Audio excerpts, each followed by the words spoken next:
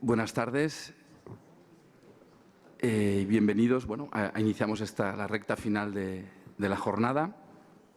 Yo tengo el honor de moderar esta mesa y digo honor por el asunto que vamos a tratar, la cuestión de la transferencia del conocimiento de tecnología. Y creo que se demostrará y quedará claramente, si no está claro todavía, la importancia que tiene este asunto en la agenda, y también el honor por la persona, y si se me permite la expresión, ¿no?, de Carlos Mataix, para la que voy a hacer de telonero, ¿no?, un gran experto que lleva acompañando el desarrollo de nuestra cooperación, que conoce muy bien nuestra cooperación desde dentro y también desde fuera. Y le presentaré con más detalle a continuación. Como decía, yo creo que tiene su sentido que estemos situados en el orden del día al final de la jornada, porque es la misma ubicación que tienen estos temas cuando hablamos de cultura y del papel de la comunidad universitaria y científica en todos los instrumentos que se han citado, desde el informe de síntesis, el draft, el borrador cero, etcétera, etcétera, etcétera. Y no por ello, efectivamente, tiene menor importancia, sino que lo que creo que va a quedar constatado, y más detalladamente con la presentación del doctor Mataix, es la importancia transversal que tienen tanto la cultura como el aspecto de innovación, de conocimiento, de ciencia y tecnología. Y en eso sí que querría también hacer, si me permiten brevemente, el breve infomercial, ¿no?, de lo que ha supuesto, de poner en valor para la cooperación española algo que yo creo que no he encontrado ninguna otra cooperación en el mundo que tenga una dirección a la que pertenezco. Hay una dirección de relaciones culturales y científicas con el mandato que tiene esta dirección, un mandato que hace que la cultura y toda la dimensión de ciencia y tecnología, básicamente lo que es el mandato UNESCO traducido institucionalmente, eso ha marcado y sigue marcando muchísimo la importancia que tiene la cultura y la ciencia y la tecnología en nuestra cooperación. En este sentido, me gustaría primero hablar un poco del marco normativo actual y el estado de la cuestión de este asunto específicamente en el debate sobre la Agenda Post-2015. Se ha citado ya el informe de síntesis del secretario general, en el que se dedica con atención todo el aspecto de transferencia del conocimiento, en el borrador cero también, y después también un panel de alto nivel del que no se habla mucho, pero que es importante, que pone en marcha el secretario general a finales del año pasado. Se reúne por primera vez en febrero y es el grupo de alto nivel que va a poner en marcha el Banco de Tecnología, de transferencia de conocimiento y tecnología. La última reunión ha sido en febrero, y va a presentar los resultados de este proceso de estudio y de diagnóstico y de propuestas en julio en Addis Abeba. Y en este sentido, lo que tienen en común estos instrumentos son, primero, el reconocimiento de la importancia transversal de la transferencia del conocimiento, a la vez, y un poco recogiendo las ideas que se han ido expresando a lo largo de la jornada sobre esta cuestión. Hemos empezado con el embajador Weisleder, que provocaba, ¿no?, y contestaba, pues varios habéis contestado, y decía, bueno, pues la ausencia de la universidad como tal, o de la comunidad universitaria y científica como tal, reconocida como actor de la agenda. Él citaba un encuentro en Barcelona con una de las redes que trabaja en esta cuestión, GUNI, en la que yo también estaba presente. Y quizá aquí el hecho a tener en cuenta es que, y quizá la importancia o no de estar reconocido específicamente, el hecho, aunque sea una obviedad y que hay que reconocer, es que podemos desarrollar o se pueden cumplir mejor o peor alguno de los 17 ODS o de los 12 que plantea la posición española, pero es imposible que ninguno de los ODS se lleve a cabo sin el concurso de este eje multidimensional, que es la transferencia de conocimiento. Ninguno de los ODS en el nuevo paradigma puede llevarse a cabo si no ocurre esta transferencia. Del mismo modo que ninguno de los ODS puede llevarse a cabo, como hemos aprendido en la agenda de los ODMs, de forma contracultural. Por lo tanto, cultura y ciencia y tecnología tienen una obligada presencia. Se ha hablado también del carácter sistémico, de la multiplicidad de actores, a veces como problema, y después se ha intervenido también en positivo, decir, bueno, es inevitable que haya esta multiplicidad de actores. El reto aquí es pues buscar estas M30, estas M40 que nos conecten, que conecten a lo que ya existe, a lo que ya estamos haciendo, a estas redes. Y en este sentido el mandato es claro, se habla de, en todos estos instrumentos que hemos citado, del establecimiento de una plataforma mundial online, que queda por explicar en qué consistirá esta plataforma, la creación del banco, como he mencionado, así como modificación del sistema normativo, incluso institucional, que bien podría reflejar nuestra propia realidad en España institucional respecto de cómo gestionamos, de cómo llevamos a cabo e implementamos institucionalmente las estrategias de internalización de la universidad y de investigación. Entonces, con todo ello, con todas estas preguntas, ¿cuál es el papel que debe jugar España, que puede jugar la cooperación española? ¿Cómo puede incorporarse a la posición española? Pues qué mejor que alguien como Carlos Mataix, profesor de la Universidad Politécnica de Madrid y director del Centro de Innovación en Tecnologías para el Desarrollo Humano. Y también colaborador, vive a caballo entre dos países, entre Londres y Madrid, del IDS, del Centro de Estudios para el Desarrollo de la Universidad de Sussex, que tiene la palabra. Muchas gracias, Carlos. Muchísimas gracias a ti, Sergi, por tan amable presentación. Enhorabuena a quienes habéis organizado este acto. Desde luego, Salamanca es un lugar fantástico para encontrarnos, no cabe ninguna duda. Voy a agradecer también a gente que no está aquí y que ha hecho posible que este estudio haya salido adelante, en particular a mi colega y amigo José Antonio Alonso, que él sí que es un experto en desarrollo y en cooperación. Yo creo que muchos de nosotros hemos aprendido con él. Él es economista, yo soy ingeniero y ven, pues, a veces nos llevamos bien economistas e ingenieros y no pasa nada. Y él vio, ante mi sorpresa, que en un informe orientado hacia la financiación del desarrollo tenía que haber una presencia de estas cuestiones relacionadas con la transferencia de tecnología y la innovación. Le agradezco esa oportunidad y el segundo agradecimiento es para mi universidad, la Universidad Politécnica de Madrid, que me permite trabajar en estas cosas, dirigir un centro como el Centro de Innovación en Tecnologías para el Desarrollo y creyó en una apuesta que le hicimos hace ya unos cuantos años, que consistía en creemos un espacio que propicie la colaboración de grupos de investigación que vienen de tradiciones distintas y de disciplinas diferentes, porque los grandes problemas y los grandes desafíos del desarrollo ya no se van a poder abordar desde una única disciplina. Y bueno, pues yo me he ido con eso dedicando a lo que más me gusta. Espero que compartamos con Sergi y yo, con todos ustedes, nuestra pasión por estos temas, pero me he ido haciendo cada vez menos experto.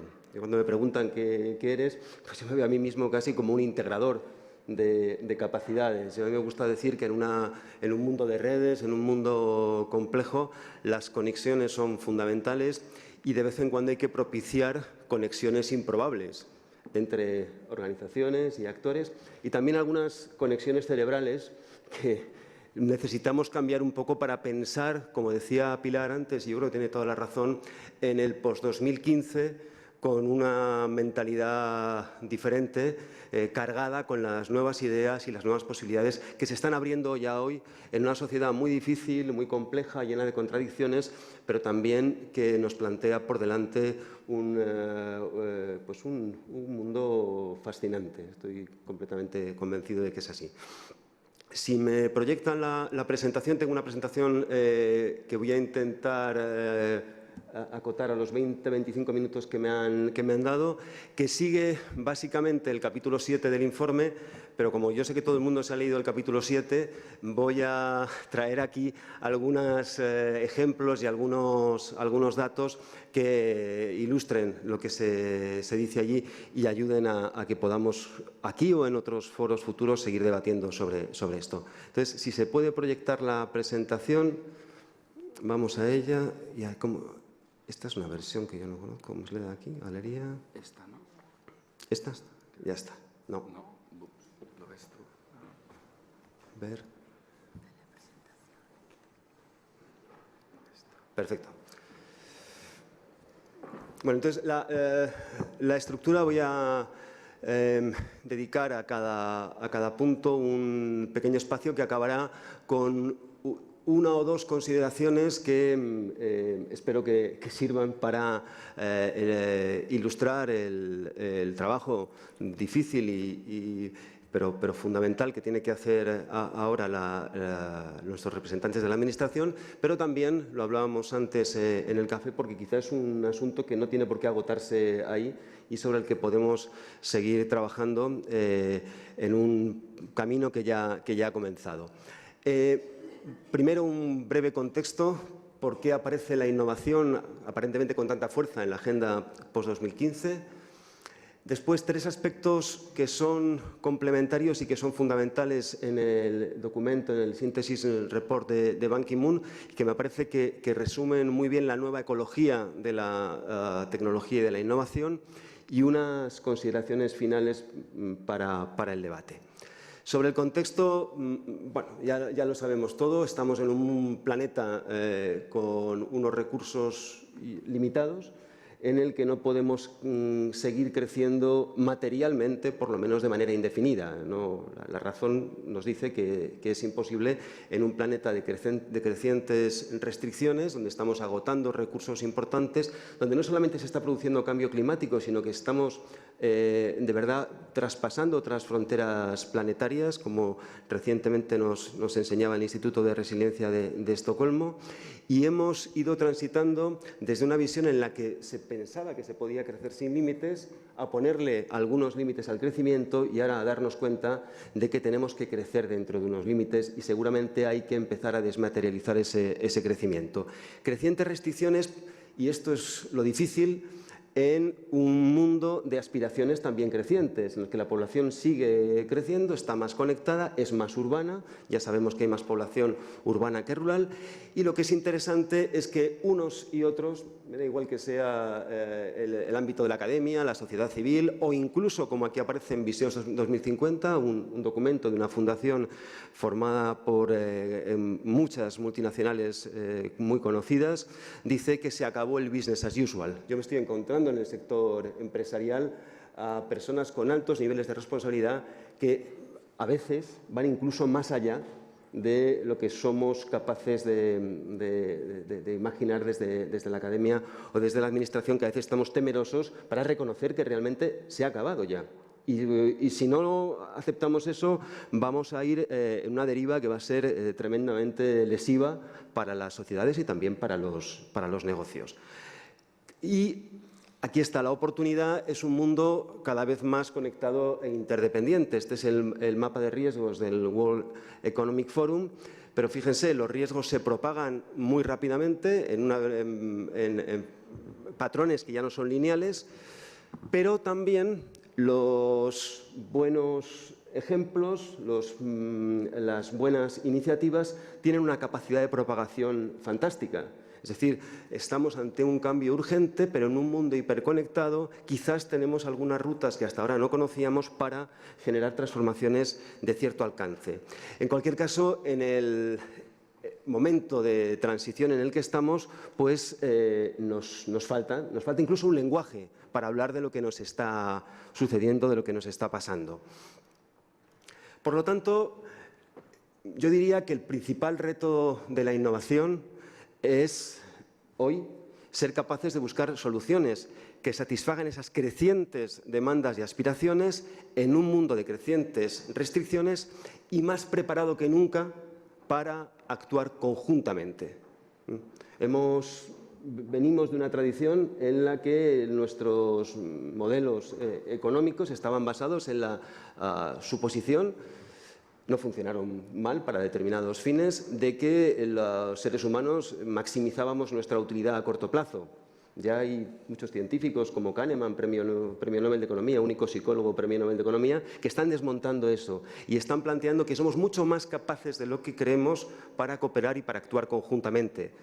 Y bueno, aquí yo creo que sí que hay una herencia de quienes venimos de la cooperación que tenemos que aprovechar para trabajar en este futuro entorno, nuestra obsesiva vocación por la cooperación. Esto se ve reflejado, como no voy a entrar en detalle, en los ODS, ya en los 17 objetivos del Open Working Group hay muchos de ellos que se refieren a tecnología y a innovación, no entro. En nuestro documento de posición española, 18 veces, es un documento breve, 18 veces se cita la palabra innovación. Hay sin duda una expectativa, una ilusión para que la innovación, que no es más que la búsqueda y el encuentro con soluciones nuevas para resolver problemas significativos de manera o bien más eficaz o bien más eficiente, para que la innovación nos ayude en esa gran transformación que necesitamos. De todo esto yo haría una primera parada y haría dos consideraciones. La primera es que efectivamente hay un consenso en la necesidad de una transformación, pero coexisten y seguirán coexistiendo teorías de cambio subyacentes muy diferentes, y algunas de ellas incluso contradictorias. No tenemos más remedio que entendernos y por eso es más importante que nunca que el diálogo entre actores, entre visiones, entre posiciones y también, no solamente el diálogo, sino la acción conjunta nos lleve a descubrir juntos nuevas posibilidades. Y segunda consideración, yo soy ingeniero y trabajo con ingenieros. Creo que la tecnología es muy importante, pero la tecnología no se puede desacoplar de otros procesos. La tecnología, la organización, la economía y la política. Es decir, vamos a hablar de una tecnología, vamos a hablar de innovación, pero no vamos a hacerlo y no deberíamos hacerlo desde un punto de vista excesivamente tecnocéntrico, con una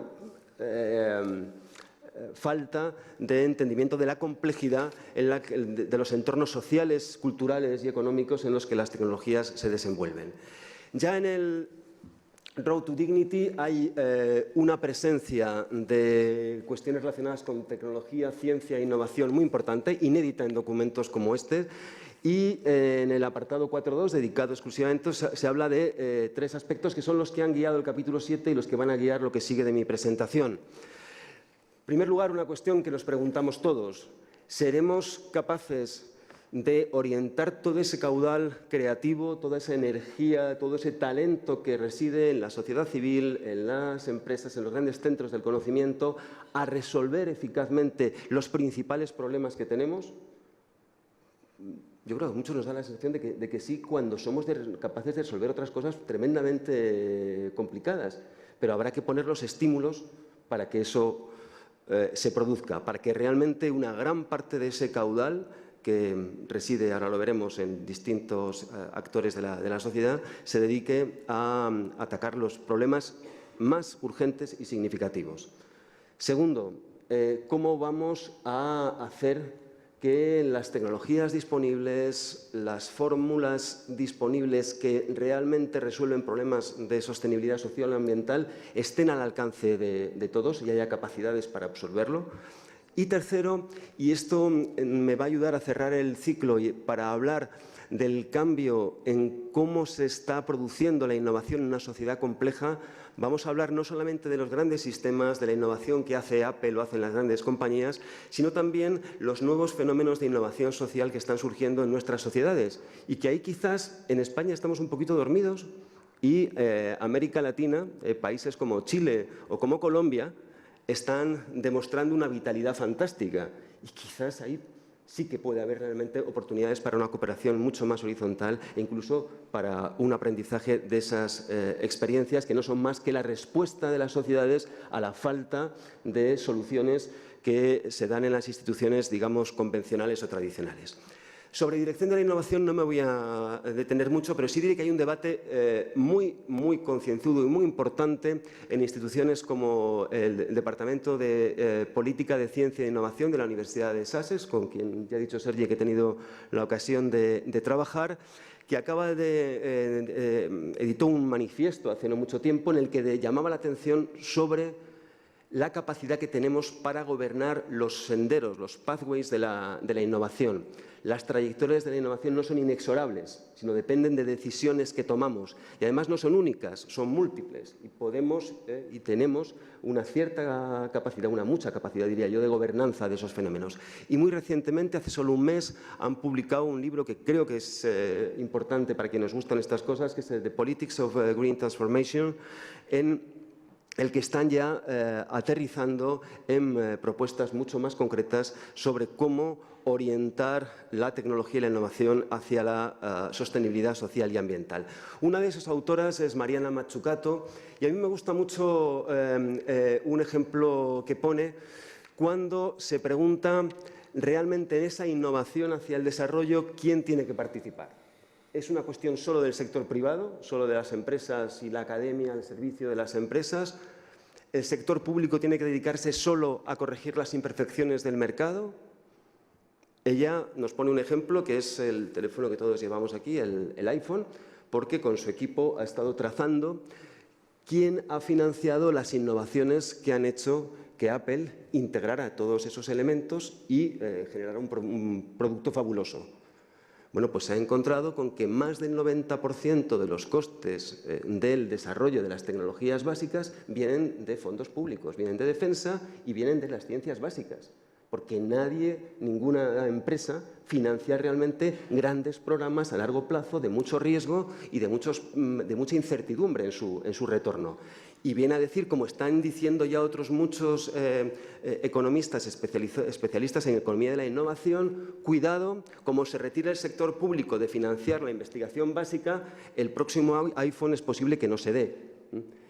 Y cuidado también con convertir la innovación en una historia en la que repartimos costes entre todos y los beneficios se concentran en quienes tienen la lucidez y la capacidad de integrar los descubrimientos que se hacen con fondos públicos. Por tanto, el sector público va a ser fundamental. Y lo digo en el capítulo, en aspectos como el desarrollo de las tecnologías relacionadas con las energías sostenibles, en este momento 4 instituciones públicas, 4 bancos de desarrollo están invirtiendo 4 veces más que todos los actores privados. Es decir, en sectores con una gran incertidumbre, la aportación pública es fundamental.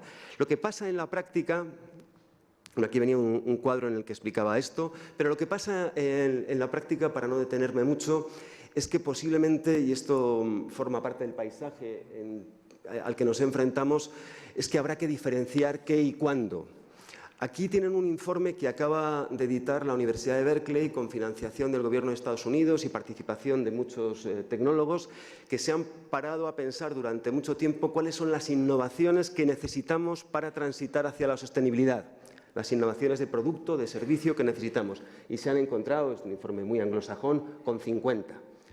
Bueno, desde luego aquí subyace una perspectiva muy tecnocéntrica, pero me gusta algo que hacen. Primero, identifican aquí no estoy desafiando las diotrías de nadie, simplemente para que vean el aspecto que tiene. Cada punto es uno de esos 50 descubrimientos que no se han hecho todavía y que hacen falta en materia de salud, en materia de energía, etcétera, etcétera. Y evidentemente unos son más fáciles y otros son más difíciles. Unos necesitarán más tiempo y otro menos. Eso es lo que este cuadro dice. Pero hay un cuadro complementario que lo que dice es no solamente cuánto tiempo hace falta para que se desarrollen, si se ponen los medios adecuados, sino de dónde van a medir esos medios. Y están diciendo en verde abajo que hay descubrimientos que pueden ser muy útiles para los mercados maduros también, no solamente para los países en desarrollo, y eso sí se pueden financiar con el mercado.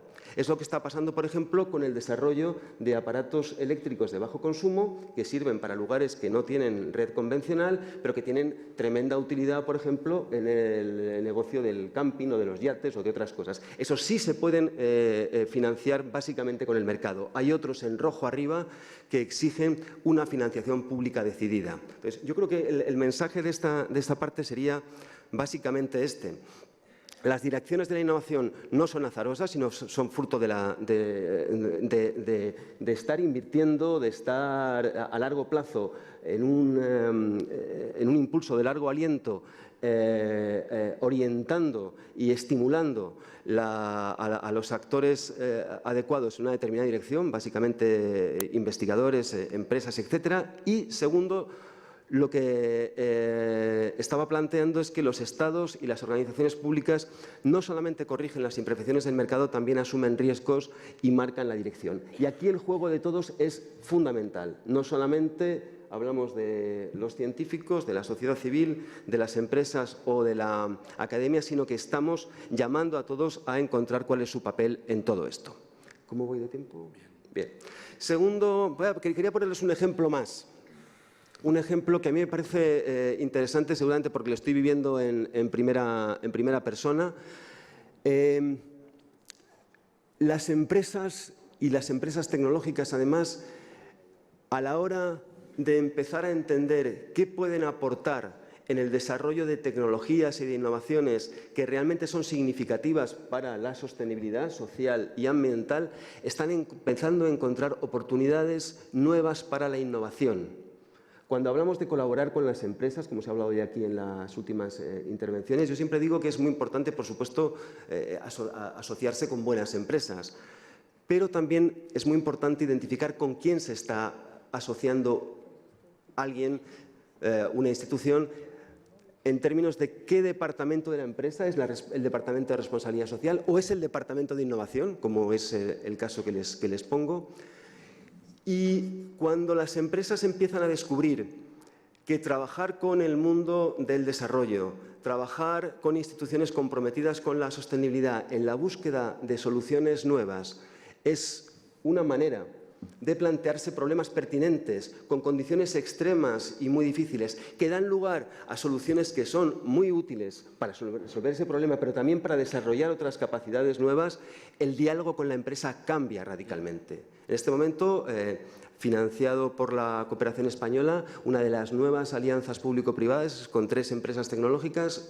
Mi centro es el gestor de esta alianza y estamos trabajando en la búsqueda de innovaciones tecnológicas para mejorar el acceso a la energía y la calidad de los servicios energéticos en población desplazada con el ACNUR en campos de refugiados. Los primeros resultados después de un año de trabajo están siendo realmente fantásticos y están demostrando que efectivamente hay un espacio no solamente para el diálogo, sino ya para la acción conjunta y para el descubrimiento de posibilidades nuevas, acercando ese talento y ese conocimiento que existe en el ámbito de la empresa.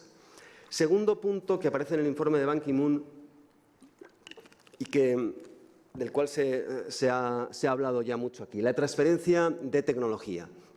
Cómo los países que tienen una mayor necesidad de acceso a tecnologías que mejoren sus sistemas productivos, que les permitan enfrentar los problemas ambientales y sociales que tienen, cómo acuden a fuentes en las que esas tecnologías pueden estar accesibles. Pues hay una primera vía que es la inversión extranjera directa. Las inversiones de empresas tecnológicas son una vía de transferencia de tecnología, pero hay otra que es acudir a quienes tienen las tecnologías y comprarlas, si están disponibles, pagando pues, los royalties y las patentes correspondientes.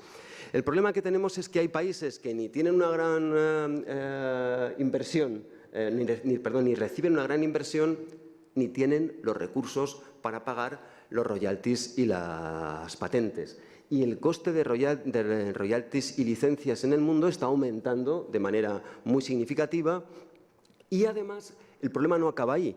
El problema es que aunque se sea capaz de pagar, hacen falta capacidades endógenas para absorber ese conocimiento y esas tecnologías e incluso para desarrollar las propias respuestas adaptadas al sistema productivo, al sistema social de un país determinado. Los sistemas de ciencia de muchos de los países tradicionalmente destino de la ayuda al desarrollo son sistemas tremendamente frágiles. Solamente el 0,0018 de la producción científica mundial procede de los países menos desarrollados. Por tanto, tenemos una labor ingente, y esto es lo que nos dice Ban Ki-moon, y plantea en su Synthesis Report la necesidad y la iniciativa que ya comenzó en la Cumbre de Estambul en 2011 de desarrollar un banco de tecnologías que haga más accesible el acceso al conocimiento y a las tecnologías disponibles que pueden responder eficazmente en la solución de problemas sociales y ambientales. Hay una task force que está trabajando sobre esto, ha desarrollado un documento que tienen disponible en la presentación y incluso ha planteado ya un primer modelo de organización del banco. Bueno, si esto sigue adelante, que parece que sí, yo sí creo que es una iniciativa a la que podría ser interesante que la cooperación española le diera un cierto seguimiento, sobre todo en sectores en los que somos un país de referencia. Dos consideraciones, entonces, para tener en cuenta. Estamos ya en la pista de lanzamiento de nuevos mecanismos que contribuyen a una transferencia de conocimiento y de tecnología realmente eficaz para la transformación hacia la sostenibilidad. Y, segundo, es imprescindible que dediquemos esfuerzos en la creación de capacidades locales generando redes horizontales de práctica. Esto ya se está haciendo también desde la cooperación española. Estamos en un proceso y hay cosas que venimos haciendo. Con el Fondo del Agua de la Cooperación Española, también desde mi centro hemos tenido la ocasión de participar en la creación de un centro para la transferencia de tecnologías para la lucha contra la desertificación en la zona más pobre de Brasil, en el estado de Alagoas, en una zona tremendamente desertificada y sometida a los shocks climáticos que tienen que ver con las alteraciones que todos estamos sufriendo.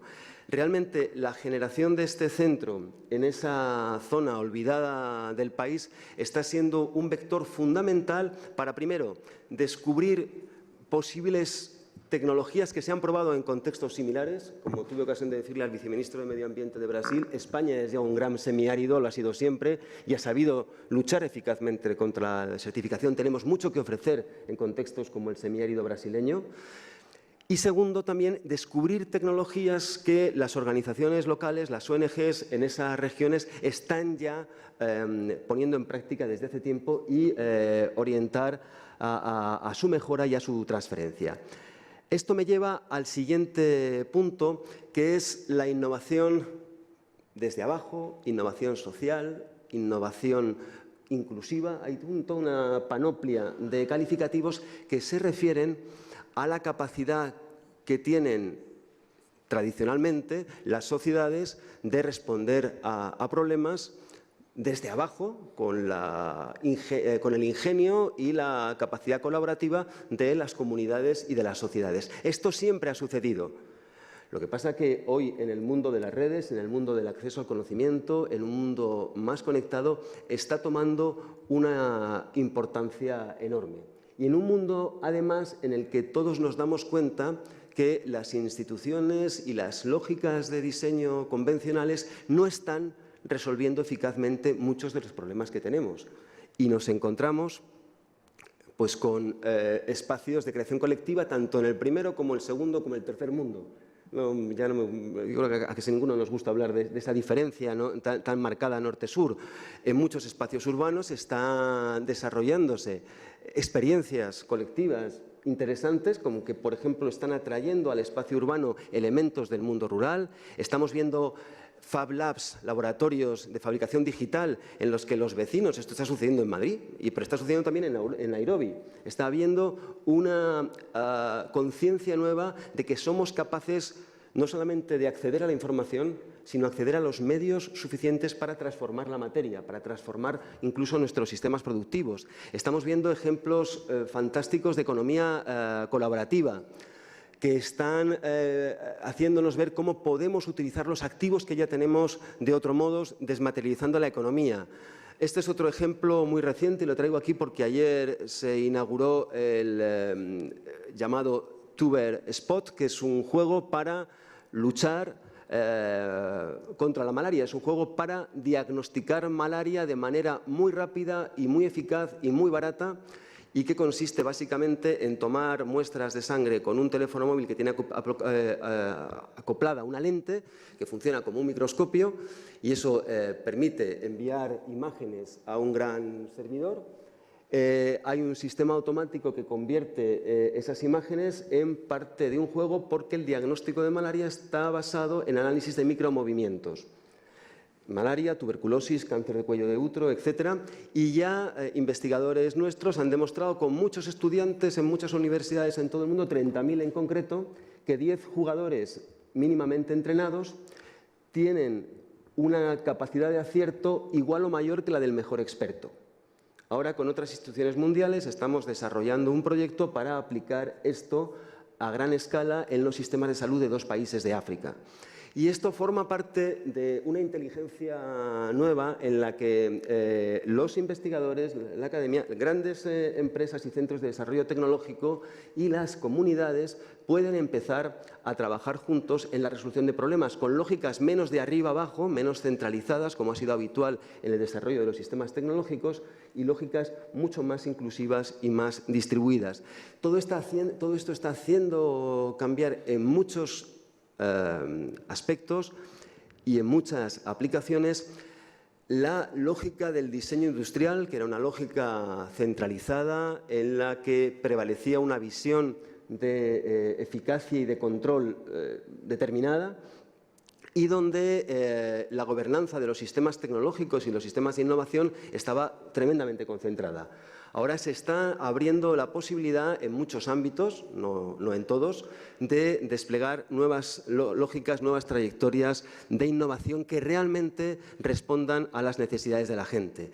Y todo eso está haciendo que cambie también la perspectiva que tenemos unos y otros cuando hablamos de innovación. Yo creo que por eso están la sociedad civil, las empresas, las administraciones hablando de innovación, innovación social, innovación con propósito social, porque vemos que tenemos posibilidades nuevas y un papel nuevo. La innovación desde abajo y experiencias como las que he enseñado a día de hoy son, no nos engañemos, experiencias aisladas.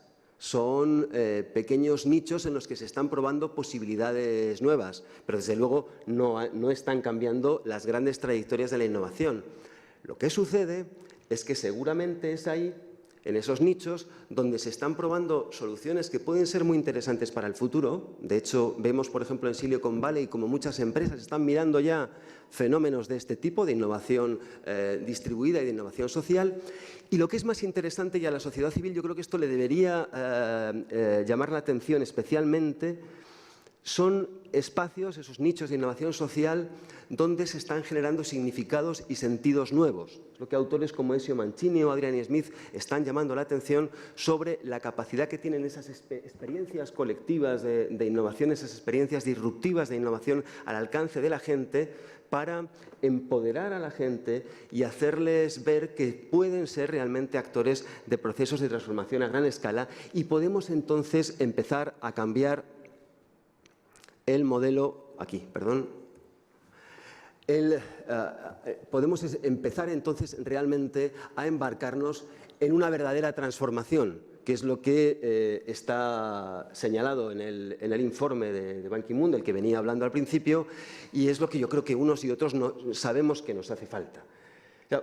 Lo decía al principio, hay muchas formas de interpretar esa transformación. Hay una forma blanda. Leía un autor hace poco que hablaba de las transformaciones verde claras y verde oscuras.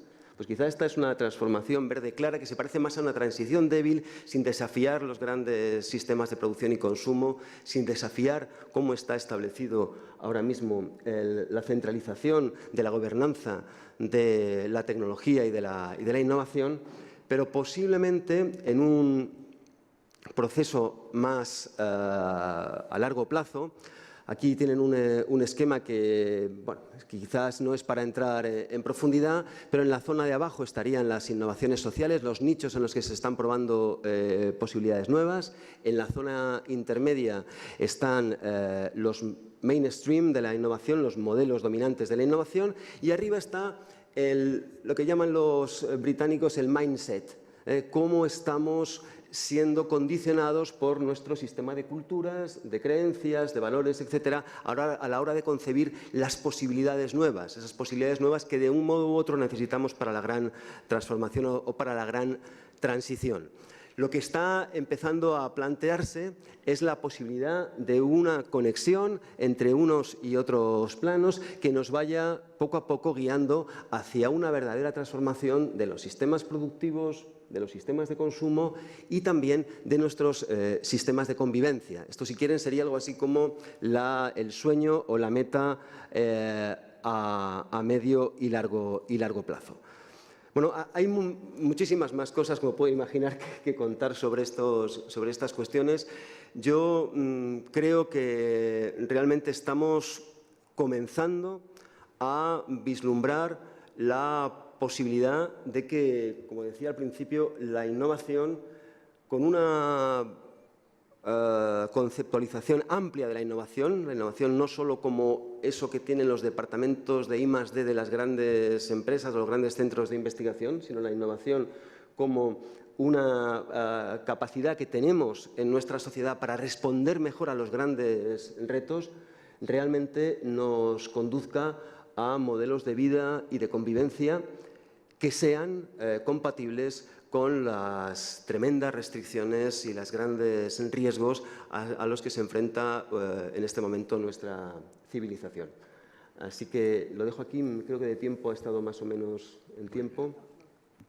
Muchas gracias, Carlos, que nos has dejado muchas reflexiones y muchas preguntas, que también creo que es la idea, ¿no? Dejarnos preguntas. Por un lado, yo creo que nos reafirma en la dirección con la que, ¿no? y el tono y la forma y el fondo en que se está dando a la posición española estos temas. Yo no sé si habías contado, Marta, las 18 veces que sale innovación en el documento, pero es reconfortante que sea así, el que reconozcamos la cultura como bien público global. En fin, yo creo que hay elementos de la posición española, para no reiterar lo que hemos dicho anteriormente, que van en esa dirección y somos conscientes que no es suficiente, ¿no? Y nos invitas a ir más allá.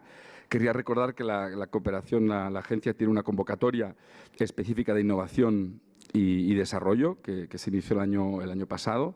Ya está en su segunda convocatoria y en la que la última dotación, la última resolución de la convocatoria, una tercera parte fue hacia centros universitarios y de investigación. Pues bueno, yo, si te parece bien, Carlos, la idea es abrirlo al debate. Yo creo que parte de la innovación, yo creo que innovación va muy equiparada también a la idea de la cultura del riesgo, de equivocarse. Yo creo que también es una cuestión muy cultural. En los que os movéis también nos hemos movido en ámbitos angloamericanos, ¿no? De culturas preponderantemente protestantes, el no tener miedo a equivocarse. O sea, innovar es también, pues bueno, de 1000 ideas a lo mejor que surja una. Yo creo que a veces tenemos un poco de miedo también institucional porque ¿no? Una convocatoria es una exhibición, es mostrarte públicamente y yo creo que eso, quitarse un poco el miedo a equivocarse, innovando. Y por eso, pues, quitémonos el miedo y el cansancio que queda y les invito a que formulen reflexiones, preguntas y que sigamos con el debate.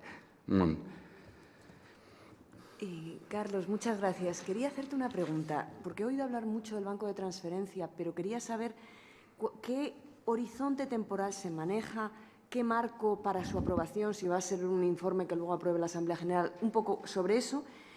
¿Cómo se crearía? ¿Qué sede física tendría? Y, por último, el tema de la propiedad intelectual, que he oído hablar mucho de ello, pero no sé cómo se articularía en este banco, en esta propuesta de banco. Gracias.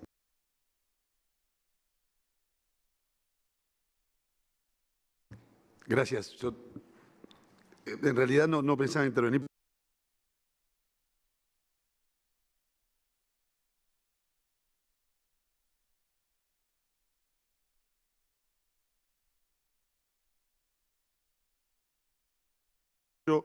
O como quieran llamarlos, todo el tema de propiedad intelectual y de patentes es un tema dramático, no es un problema dramático. Y ahí está el corazón de no lo voy a explicar, todos conocemos las distintas teorías, centro, periferia de CEPAL y los términos de intercambio económico, pero ahora aún con términos de intercambio muy favorables a los países con producción de materia prima o commodity. No del sector primario, porque también hay todo un debate en mi país, que los commodities no son solo sector primario, pues se hay agregado de tecnología, Voy a poner un ejemplo simple que no lo conoce. Uruguay es uno de los principales exportadores de carne y hoy tiene la carne más cara del mundo porque le agregamos tecnología, porque es el único país que tiene trazabilidad ganadera absoluta en todo el planeta, que tiene los 13 millones de ganados con trazabilidad, con una tecnología muy alta. Y nosotros tenemos un problema de la patente que se vive en los países de renta media, que transitan hacia la renta media alta, saliendo de la trampa de la renta media con algunos problemas. Pongo un ejemplo también. Estando en el gobierno, yo fui presidente también de la Agencia Uruguaya para el Gobierno Electrónico y la Sociedad de Información. Uruguay está liderando todo el tema de gobierno electrónico y tiene una industria de software fuerte.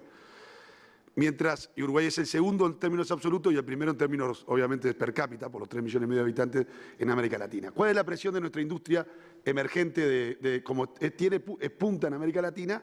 Se enojan de que nosotros no estemos apoyando el que se tengan que hacer acuerdos de patente con los países y que tengamos que proteger el software propietario, que está en contra del software libre a muerte. Tenemos un debate político enorme con ese tema, porque en realidad la industria se ha desarrollado lo suficiente como para tener una ventaja comparativa en su competencia con el resto y por lo tanto quieren aprovechar legítimamente su ventaja que tienen en know-how y en conocimiento. Por lo tanto, empieza a haber un problema central que no se resuelve. Europa está, entre otros temas, tiene un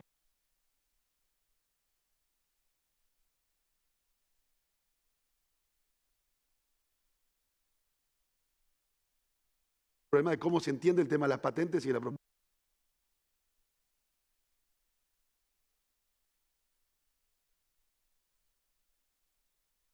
Entender lo que es la innovación. A mí me encantó que dijeses algo que me sorprende. Le decía a mi amigo acá, no quiero entrar en un debate más político-económico también, pero cuando tú dijiste los estados deben intervenir no solamente para corregir las imperfecciones del mercado, sino que deben también decidir cuáles son los caminos que debemos seguir hacia la innovación, es algo que yo estoy completamente de acuerdo, pero profundamente discutible.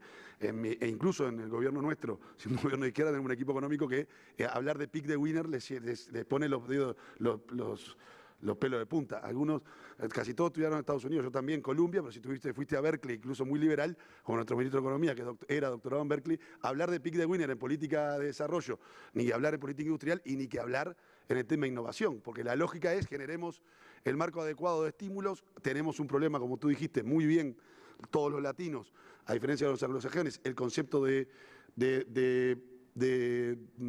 fracaso, más que de errores, es un concepto que se vive con una determinada, uno basta ir a una universidad americana, a una universidad que no sea latina, cómo se vive, incluso el intervenir, lo hablábamos hoy en clase, no en clase, si uno dice algo que está bien o está mal, cómo se lo tratan. Hay un cambio cultural muy fuerte en ese aspecto.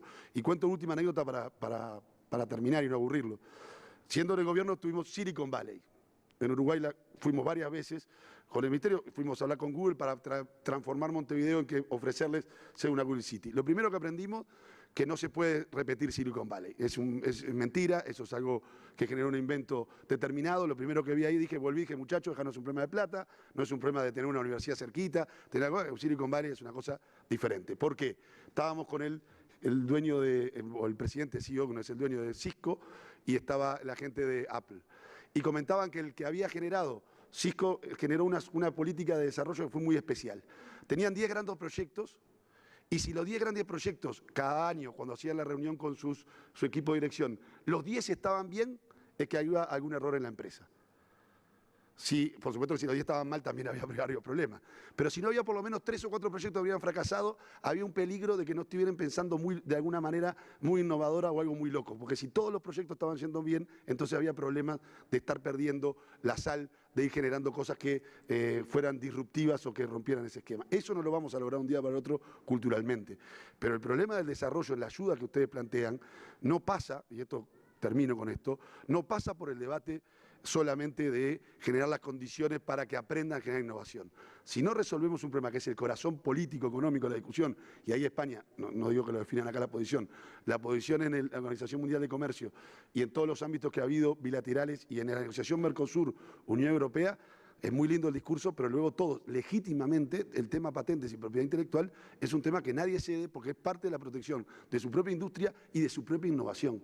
Por lo tanto, no lo veo, esta es mi opinión y termino no quiero ser muy agresivo, pero no veo muy posible que en esta área haya cooperación. Puede haber intentos de cooperación, porque hay un sector que cree en eso, pero está muy en contra de los... Si no hay una solución de cooperación en los intereses más centrales de los estados o de las regiones, no va a haber cooperación en estos aspectos.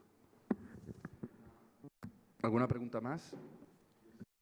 Para cerrar, sí, justo te iba a interpelar, Joaquín, para que hablaras de comercio. Gracias.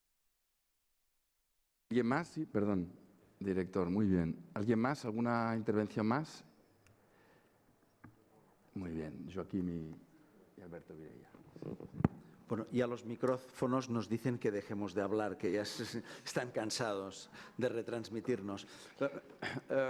Os quería felicitar por la magnífica presentación. Me ha interesado mucho y espero que tengamos oportunidad de que nos la envíen y la podamos digerir un poco mejor.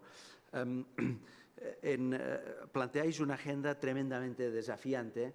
Y bueno, uno piensa a veces que estas agendas tan desafiantes te pueden llevar a la parálisis a la hora de actuar. Y estaba pensando en eso y ahora Diego habla de cómo llevar, o cómo se planteaban ellos, llevar Silicon Valley a Montevideo y que no se puede.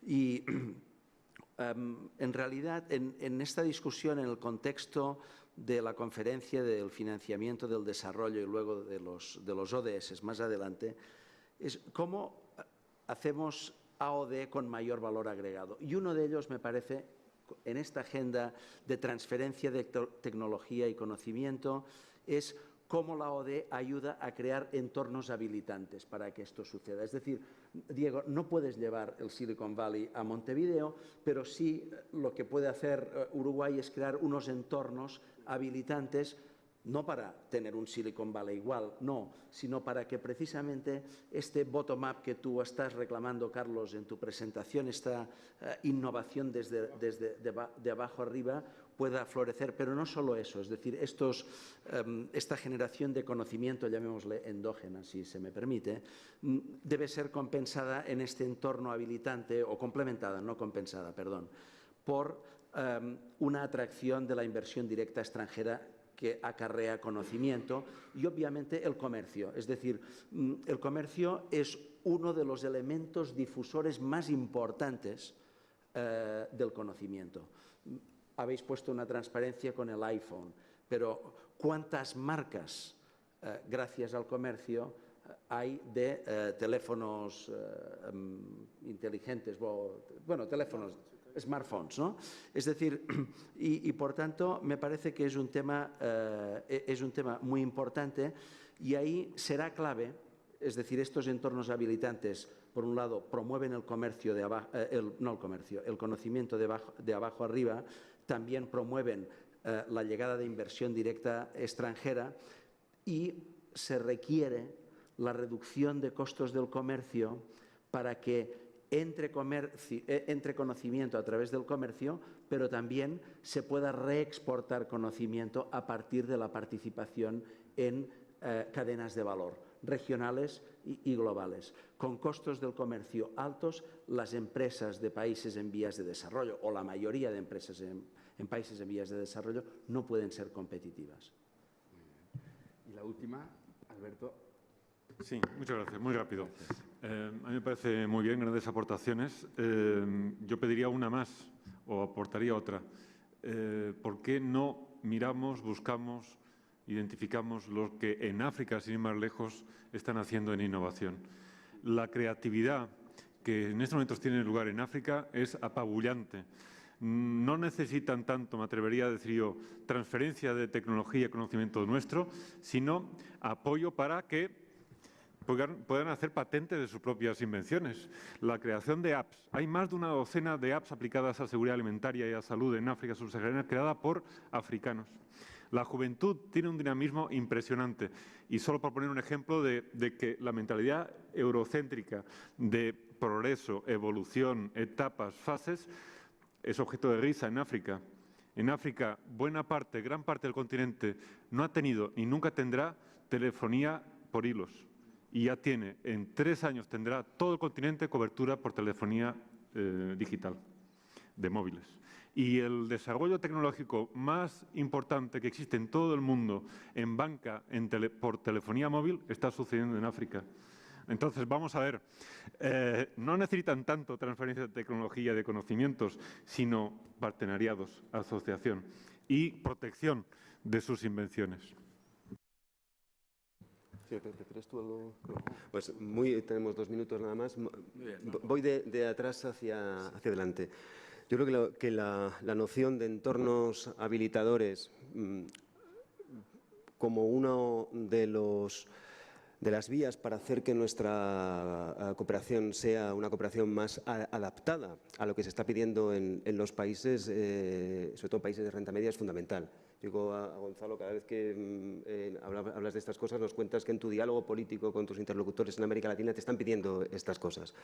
Y hay ejemplos ya, y de nuevo, financiados por la cooperación española, como por ejemplo el Fondo Multilateral de Inversiones del Banco Interamericano de Desarrollo, tiene una labor muy interesante de apoyar estas semillas de innovación social, ver de qué manera se pueden escalar y pueden tener un protagonismo en la región. De hecho, en la presentación que tendrán a su disposición se traía un informe que hemos desarrollado para el FOMIN precisamente sobre modelos de prestación de servicios básicos basadas en alianzas con actores no estatales, que están demostrando cómo el saneamiento, la energía, el agua, etcétera, se puede ofrecer con sistemas más adaptados, mejores y más eficientes, sin eludir la responsabilidad pública en la gestión de esos sistemas. Pero es posible. Yo creo que tenemos con las gafas nuevas, después de 2015,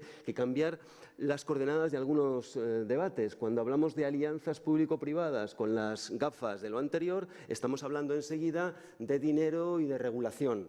Y no estamos hablando de las oportunidades para el cambio de mentalidad y para la generación de posibilidades nuevas. Cuando hablamos de innovación con las gafas anteriores, estamos hablando solo de Apple.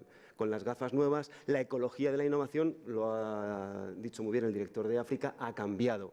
En África ahora esos microscopios que se van a utilizar para generar las imágenes de la sangre se van a fabricar en laboratorios de fabricación digital comunitarios que existen ya en el continente. Está cambiando radicalmente eso. Ahora bien, las instituciones intermediarias que necesitan fondos públicos, he puesto un ejemplo con FOMIN, pero hay otras muchas, deberían, en mi opinión, ser un punto de atención en esta nueva agenda de financiación del desarrollo. Esas instituciones que facilitan los procesos de abajo arriba y de arriba a abajo. La otra cuestión que se ha planteado de los estados solo corrigen, yo creo que es que la evidencia está demostrando que los estados son emprendedores. Los estados están marcando la dirección y financiando con largo aliento, pero bueno, pero es que Estados Unidos es el primero que hace eso. Entonces, de nuevo, yo creo que es que está mal enmarcada la conversación. Y bueno, pues si alguien quiere cifras y quiere datos, no debería haber discusión.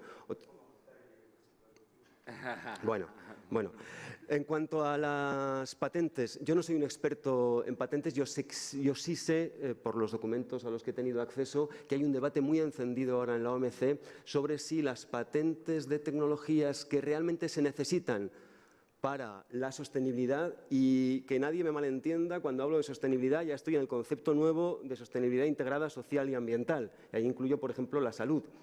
Las tecnologías que hacen falta para esos bienes públicos globales, hay quien está reclamando que vayan adquiriendo una calidad de bienes públicos globales y que, por tanto, estén abiertas para ciertos usos. Hay un debate enorme y no debe ser nada fácil. Lo que también sé es que el Banco de las Tecnologías, que nadie se esperance demasiado, el Banco de las Tecnologías no es un banco con dinero, es un banco como un gran repositorio y una gran plataforma de diálogo, ¿no? La palabra no le vendría mal un poquito de dinero a ese banco.